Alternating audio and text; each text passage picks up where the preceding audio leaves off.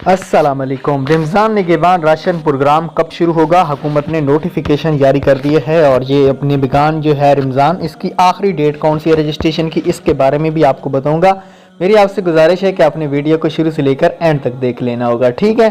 Video का आगाज़ करेंगे उससे पहले अगर आप हमारे चैनल पर पहली दफ़ा आए हैं तो हमारे चैनल को सब्सक्राइब करें, साथ में बेल आइकन को भी ज़रूर प्रेस करें ताकि हमारी वीडियो आपको यूट्यूब पे बर वक्त देखने को मिलती रहें।